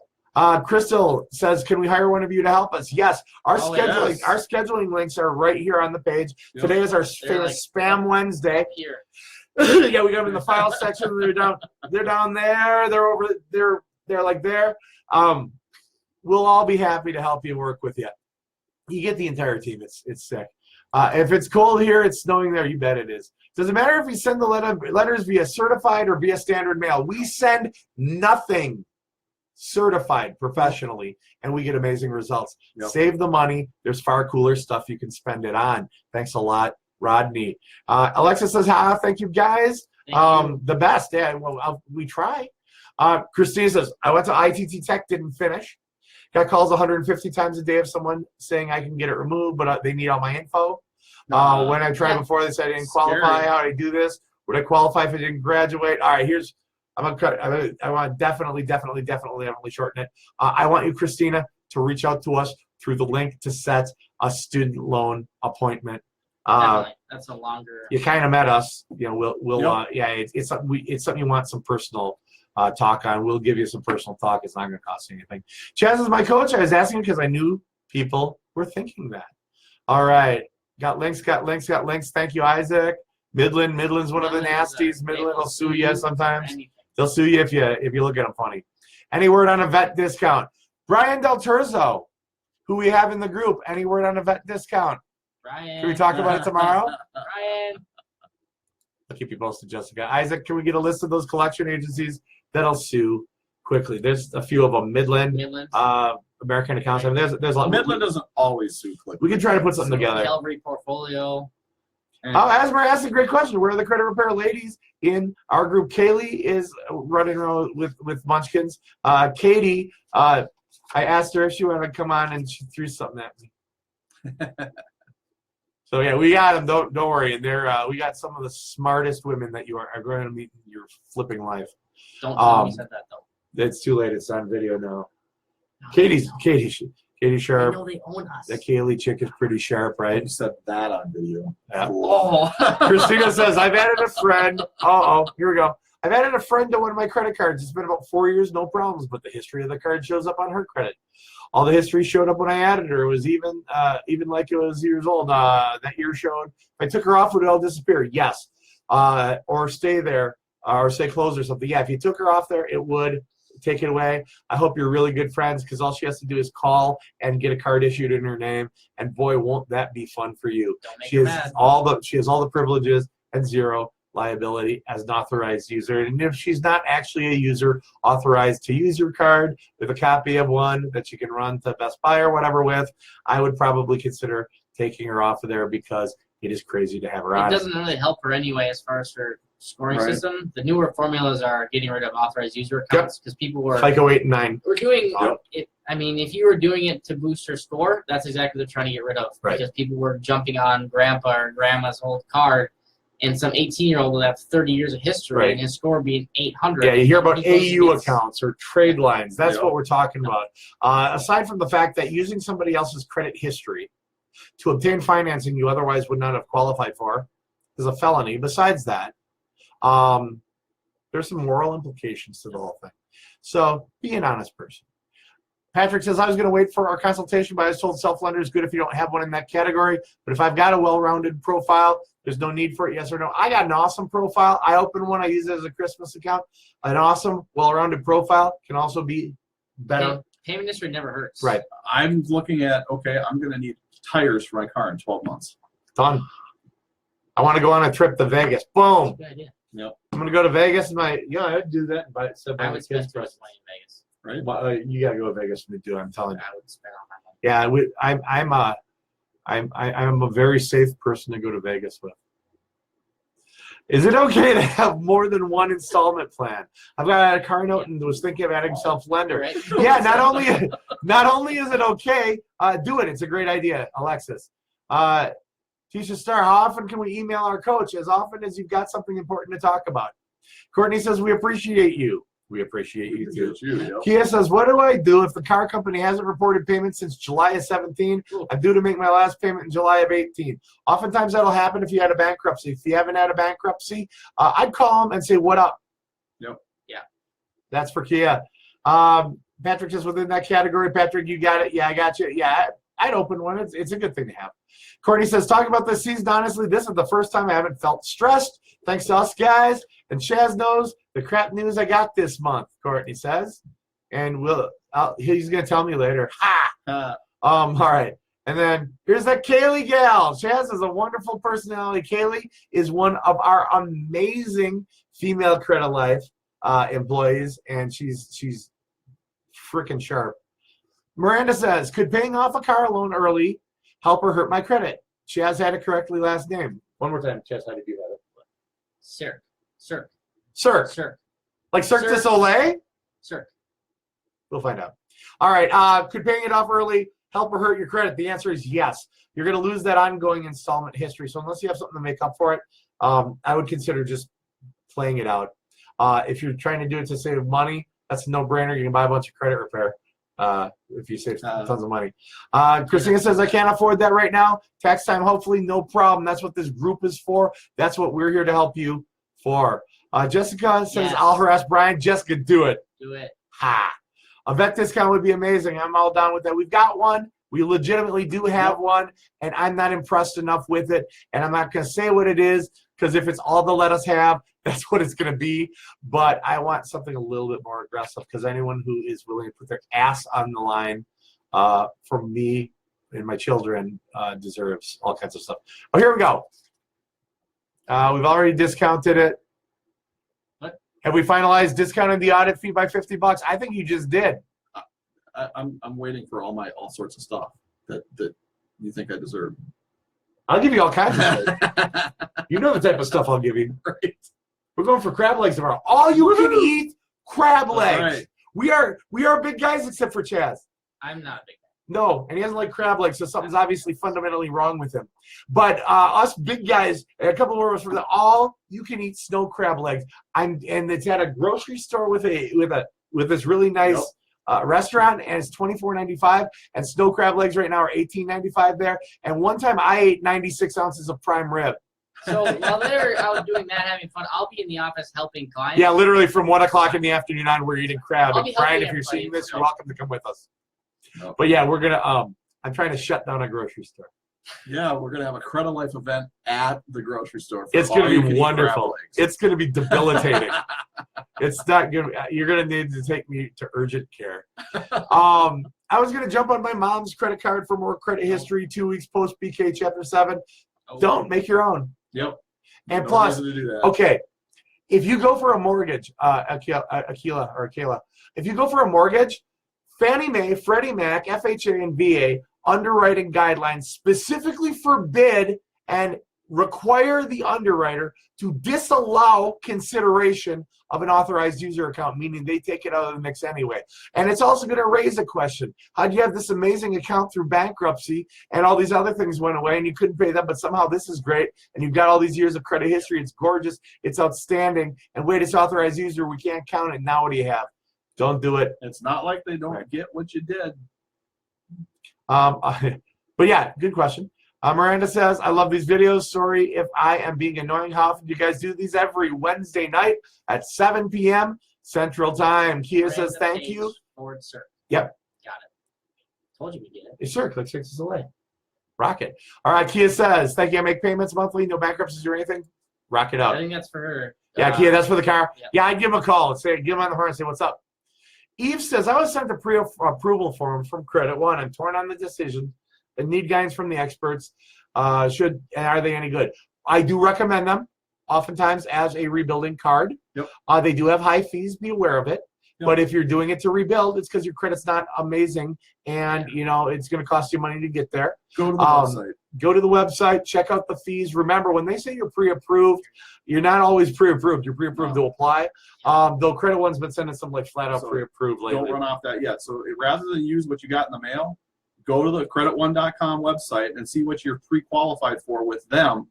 Usually the stuff that you get in the mail is not the best terms that you can go find yourself. True. Oh, that's a great point. Okay. Excellent. Thanks, Eve. Rachel Lynn says, love the group. Thank you. We love having you. Jessica said, maybe the crab legs will make them grow. Oh, we're going to have fun with this. Rachel saying, I'm dying, hello, crab. Kayla says, I'll do a live video from there. Awesome. We're going to hold you that. Yeah, bye. Kayla said, would it be dumb to put this on my credit card? I already had consult with Chaz. Going to do it after the holidays, but I want to do it now. Chaz, you make the call. You're a coach. I would say no. Yeah, wait for That's after the holidays. Yeah, wait till you can fit it in your budget and put it on debit card. We want your utilization to be 1 to 3% of your credit cards. Yeah. Putting our fee on a credit card, while I'd love to have you a client and get started, it makes the most financial sense not to do that. And the startup fee can be broken. We can break into a couple payments, but work it out with paychecks. If you guys take paycheck and a ramen noodle paycheck, line it up to the right one or whatever. Yep. We don't need your business or want your business. I don't want it to come off bad, but we don't need it bad enough to put you in a financial bad situation, or to go against the advice we're going to give you, because that would be wildly irresponsible of us, and we're trying to help you and care for you and get you in the financial wellness, not put you into a as bad or a worse position. Erica says, I love the videos. Thank you. Christina says, Steve Armstrong, don't do it. Eve says, thank you guys. Appreciate you all so much. Thank you. Thank you. Esmer says, how do I get credit line increases? Will it improve scores? That's a great question. Over time, your credit card with good utilization and good payment history will typically do increases on their own as they see your score progress. If you've had a card for quite some time, you do have the ability to call them up to their customer service and request a credit line increase. Be aware this will come with a hard inquiry and cost you 5 to 15 points. So you've got to weigh the positives against the negatives. If you've had that card a long time and maybe you've been employed and you've got a pay increase, let them know about that pay increase. Right. That's almost a guaranteed credit line. Compensating factors, absolutely. I know Capital One does, you can have a checkbox to automatically look for credit line increases. Yep. A lot of the cards do. Yep. If you check that box, you may randomly get a $500 increase. So definitely look into that as well. Is a positive thing. Kayla says, thank you. See you in January. Perfect. Rachel says, working on my utilization. Then I am so in with you guys. Be ready. Rock and roll, Rachel. Ready. Appreciate the honesty. Hey, no, we're looking out for you. That's the only way we're ever going to be with you. Isaac says, as we're paying on time, yes, it'll help you. Excellent. Amanda says, how many cards are too many cards? I use the rule of thumb you want 5. 5 to 7 is a healthy amount once you're in and rocking and rolling. To get rocking though, to get rolling, I like 3. I like 2 revolving, and I like 1 store card revolving. That's fine. You guys, every coach will have a slightly different. My personal opinion is no more than the 5. If you have nothing, start with 2. Get yourself into a position, and then get your kind of forever card at 3. Right. Get that $2,000, $300,000. When I say 5 to 7, I'm talking. I'm married. I've got a house. I've got kids. I've got a Home Depot card because it just pays to do that. Sometimes I can get some 0% financing thing. I can get appliances. I can get things should something go wrong at the house. It's a responsible card for me to have, to use, and to utilize. I don't use it instead of paying for cash, and I don't use it to buy things I can't afford. Also, I have a Kohl's card because Kohl's cash, and I hear they're finally having a sale. But it's since 1971. Continuously. Everything's on sale. It is a damn thing. But yeah, we got back to school and stuff like that. I use it for stuff I was going to do anyway. Get the Kohl's cash, and literally, I have a Target one for convenience. Same thing. I check out. 5%. It takes me an extra 3 minutes to shop at Target. I go at the checkout and I walk over to service on the way to the door. And I pay my bill. I get 5% plus some of the cart crap or whatever it's called. Great question. Great question about cards. Kaylee says, I've had a first progress for about 3 years now. Well, they'll do a credit line increase, even though it's only a secured card. Sometimes they will. Credit One's not too fond of doing it. Capital One's been a little bit more aggressive with that. Kaylee, it may be time to open up a unsecured. We'll talk to your coach. Rick? Eve says, I've started on the letters to the bureaus, but I never finished because I'd like to know how in the world do I word these to work on our credit card and get these things up. Utilize the sample templates. We have sample dispute templates. Sample 609. 609 is not a magic letter, by the way, regardless of what you may hear. It's just another template. These are different templates with good verbiage utilizing your rights, 609 being subsection 609 of the Fair Credit Reporting Act. That's where the 609 comes from. Use the language in there, but change them a little bit. Make it your own. Tell your story. Telling your story, you're going to have better luck. Tell your story. They're not going to see a template they've seen over and over again, and you will have more success. Highlight, copy, paste, do it. You're going to be in good shape. I hiccuped. Oh. Drank almost a whole soda here. Hiccup. I got the hiccups. I'm going to have to switch to vodka. Precious says, great information. Thanks a lot. Kaylee says 14 plus isn't a good idea. No, you don't need 14 credit cards. No. Ooh. Brenda says, I'm having my credit repaired by another group. I wanted to discontinue with them since they never communicate but bill me every month. Well, they do that regularly. I know somebody who can help. 14 plus. The shopping cart trick is not ethical. Yeah, it's illegal. Well, this is Brenda. Brenda's got something serious going on here. Okay. I'm having my credit repaired by another group. I wanted to discontinue with them since they never communicate but bill me every month. Turns out they said I need to pay off what I owe them first, leaving me 4 months. And if I don't, they can send me to collections. This is legit. I'm so bummed. I wish you'd found your guys sooner. Brenda, I want you to immediately go to the link on the group page. I want you to sign up for a consultation with one of the FICO certified coaches. Yep. Do me a favor. You have an area for miscellaneous notes. I want you to put in there what you put in there. Yep. And if you get any of us, you got 3 of the most ferocious. If you get me, We'll probably. You're not I'll gonna probably be- just yeah. stick Jeremy on him anyway. Ultimately, I'll probably be the one calling him on He's the phone. like the guard dog, It's like, the pit bull. yeah, it's like, bringing a gun to a knife fight. It's like bringing a thermonuclear weapon to a slap contest. Kata Svorny, I know I didn't say that right. I need to buy a car, but my credit is in the 500. What's the best way to do it? Wow. Okay. Go as long as you can without buying it. Work on the credit first. That's what I'm telling you. If you go to a buy here, pay here type of thing, you're going to get killed. That being said, if you absolutely need wheels and have no other way, if you can cash, buy a beater.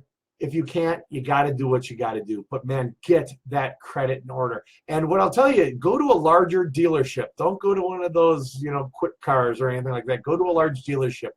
The finance people there have access to dozens and dozens and dozens of different finance programs. If they don't have a real finance program for you, a real finance program for you doesn't exist. Some sketchy thing might, but a real finance program doesn't. I think that's the best answer I can give you to that. Kia says, how many store cards are too many? I have a few, but I use them all. If you utilize them at 1 to 3%, then they're fine. I'm a big fan of 5 to 7 of them. Kias are probably store cards. Yeah. Store cards. So Yeah. you don't need that many. Just don't go crazy with it, because if you go for something big like a house, the underwriter is going to look and go, okay, this person can go to the Mall of America and could charge up $11,000 right now that they can't afford. And guess what? They're going to look at your profile, not just your score, and they will consider that. Jazz says, can you 609 medical bills? You bet, but I wouldn't 609 because that is not what I'd use. I'd probably use the sample dispute investigation letter. Eve says, thank you. We say you're welcome. Capital One pre-approved me today, and I shredded their offer. Awesome. Validation, dispute letters, etc. should be written or typed. Written in blue or black ink. Cassandra Curry says, okay. The bureaus use a computerized system called eOscar. It reads all the letters. It's not a human being reading the letters. You have heard handwrite the letter. You've heard use blue ink, use handwriting, use crayons. I had some woman talk about writing in foreign languages with crayons and construction paper. And my response to her before we made some official rules for the group from the company that said I have to be nice to people, was basically that crack don't smoke itself. And the eOscar system can read a spectrum of colors and paper. It can read your handwriting. It can read the colors. It can read crayon. It can read French. You're not going to trick it. Listen, if you're that pathetic, and this is not to blast you, this is to blast the concept.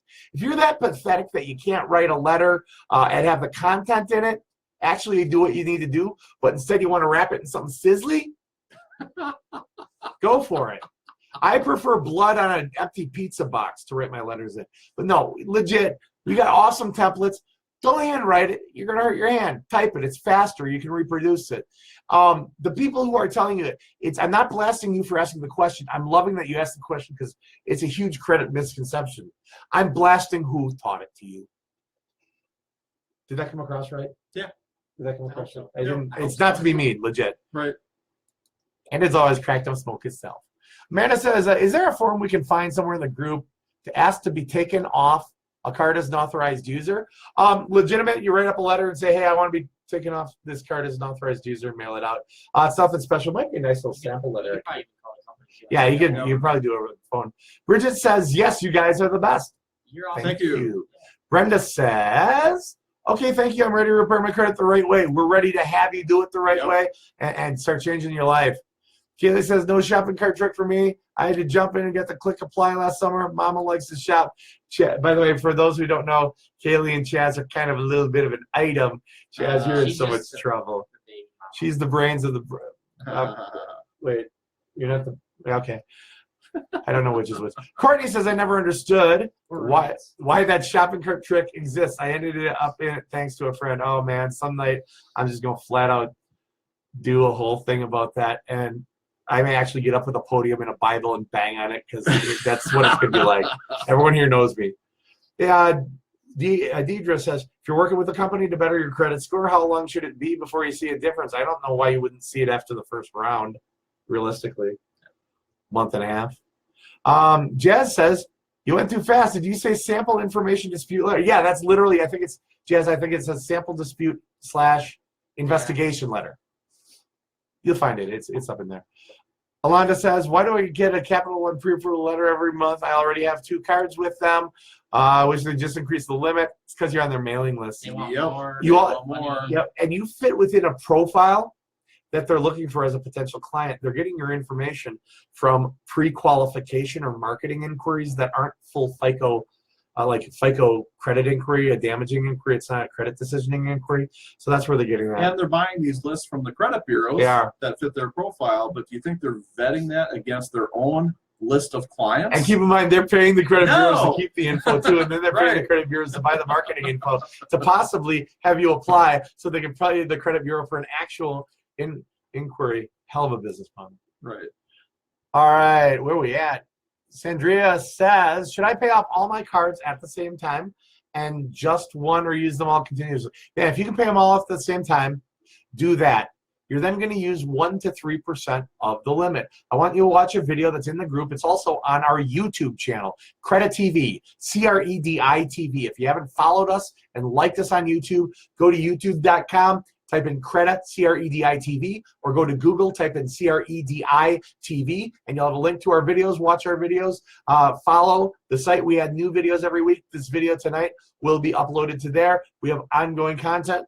In there, Chaz has done a video called The Credit Machine, and it's going to tell you, Sandria, exactly what to do with your cards. Kaylee says, thanks for the info. Got to go watch some PJ Masks. Good night. Yeah. FICO Rye right says, night to now. everyone. Good night, Rye.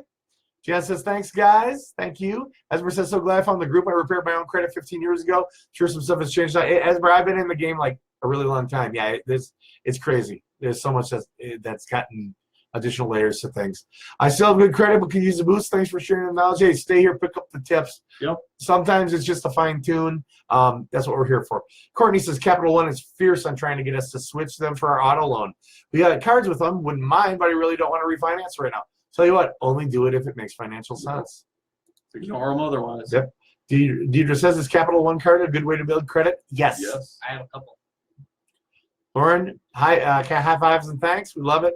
Courtney says, can we get a list of different subscriptions that fit in different price points? I can't think of things below 9. That's great. Yeah, I've got some. I'm going to just say a couple. Dollar Shave Club. Some of the best razors. Always trust the bald guys where to get the best razors. And they work for legs and for wherever. First month, it's $9. First month, they send you a handle, and basically it's like compatible to the Gillette, with the super nice ones that they keep in the lock case, and then you have to call the person with the key who doesn't want to come over. It's a real pain in the butt. Instead, they just mail them to you every month. It's $9 on the button. If you got a $300 limit card, boom, you're done. Netflix, Hulu, Amazon Grocery. If you got Amazon Prime, you can get reoccurring your paper towels or something on automatic in their pantry sent to you every month. If you got kids, ABC Mouse is good. I've got Spotify.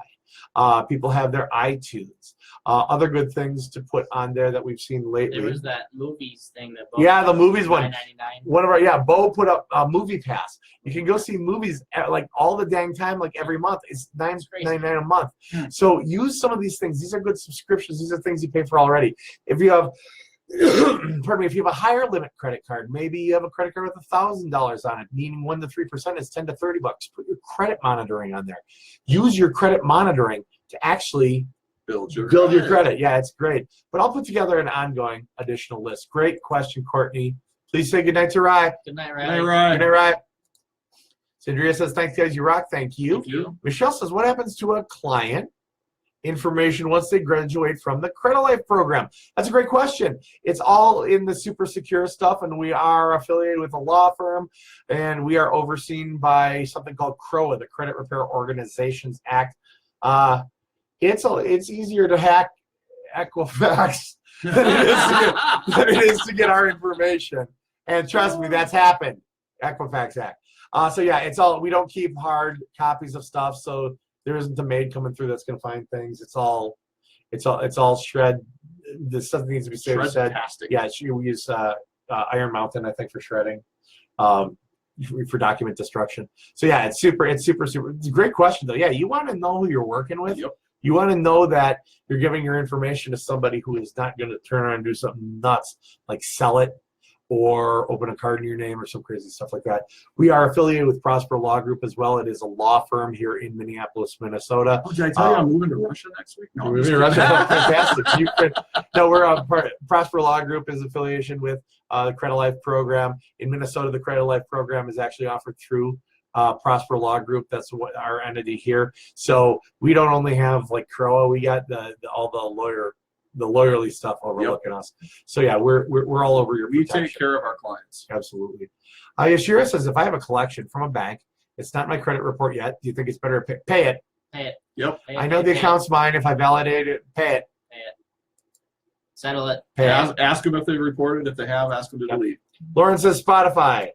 Kaylee says Ipsen or Grays. Ipsy or Grays. Oh, Chaz is my husband and I coach. What? First round, nearly 50% deleted and repaired.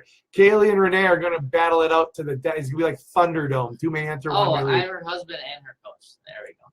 So it's her and her husband. I'm their coach. That makes sense now. I was like, wait a minute, I'm not your husband. Well, it says when did I get married? Chaz is my husband and I coach. First round. I don't know what's happening. I got married. There's more there We have going on than When's the blessed yeah, event? right? We're going to Vegas.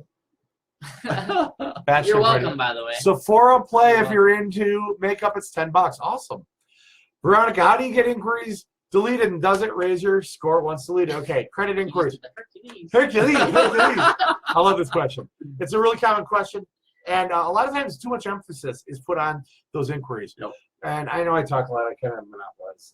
That's okay. Go ahead. We're good. Credit inquiries. They're going to cost you between 5 and 15 points each on your credit score. They stay on your profile for 24 months as having happened, but they only impact your score or affect your score for 12 months. That means you only have to, number one, worry about the inquiries from the last 12 months. Now, if you sent off dispute or investigation letters to the bureaus with mailing time and everything, it's about 45 days till you get them back. So if you're investigating something that's going to fall off 10 and a half months from now, or within the next month and a half that would fall off, so it's 10 and a half months or older, that's a waste of time too. So we really only have to even worry about 10 and 1/2 months worth of inquiries. If you've got other things to investigate and stuff like that, that takes time. Honestly, I don't worry about them. I don't worry about inquiries. It's icing on the cake. It's like trying to decide what color chairs we should put on the boat, but we haven't bought a boat yet. So we should probably get a boat, and then we can decide the chairs. No, it's a great question, though. Right. There's so much, in some of these other groups, too, so much emphasis put on inquiries. It really doesn't matter that much. Here's the other thing. You've got shopping windows built in with inquiries with 3 different industries. You can have unlimited automotive inquiries within a 30-day period, or unlimited student loan inquiries within a 30-day period, or unlimited mortgage inquiries within a 30-day period. At the end of that 30-day shopping window, a clock starts, and it goes for 15 days. On that 15th day, they take everything that happened in that 30-day shopping window, and they consolidate it into 1 inquiry for Equifax, 1 inquiry for Experian, 1 inquiry for TransUnion. It's got a formal name. It's called anti-duo duping. You don't need to know that. You just need to know you got a shopping window, because anti-duo duping sounds kind of stupid. Back to the topic of FICO versus FAKO. Yep. Your FAKO score will not do this. Right. Correct. So your FAKO score is going to count every single one of those things. So you could have gone shopping for a car, and the auto dealership shotgunned you out to 30 different lenders, and your Vantage score is going to look like the world flipping ended. But your FICO score may actually be in significantly better shape. We're back to this wonderful full circle. We're kind of towards the end of the questions. Yeah. So to a point. FAKO score versus FICO score. So yeah, I wouldn't worry too much about those. If you want to focus on them, go nuts. I wouldn't worry about them. Kaylee's going to be mad, says Lauren. You bet. Forgive me if you already got to my question, but I had to go for a few minutes. How do I set up a consultation, Deanna? There are links right Isaac here in the has group. posted a couple, yeah. And Isaac's posted. If you scroll through the comment section, just set that and you'll get right into our calendars. Mike says, with lots of members writing verification letters to the bureaus, could you consider adding to the files section a current list of the bureau's mailing addresses? They're actually in the letters themselves, but yeah, I think we can do that. Brian says you'll need to use at least 1% Kia. That's right. Renee says, me and my husband Yep. Yes.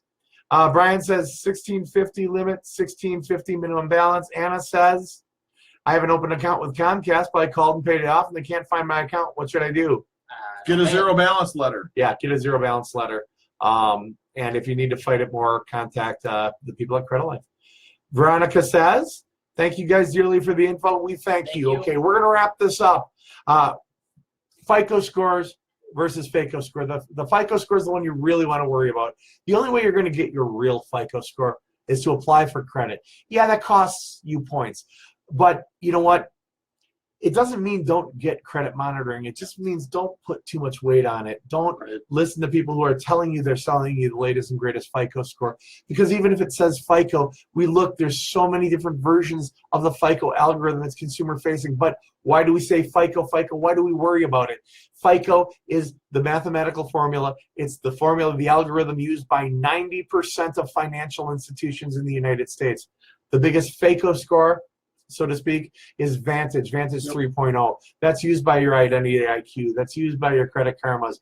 That's used by your privacy guards. Now, do not Your put banks. your A lot of banks. your banks. Some of them will use that, right? Do not put too much weight into those things. If you've got a good balance, remember 35% is your credit history of repayment. 30% of your score is made balance to limit ratio utilization on credit cards, revolving accounts. 15% is history. How long have you had credit? 10% is blend of accounts, installment and retail and revolving and student loan and auto loan. And 10% is your last 12 months history. How have you handled yourself in the last 12 months?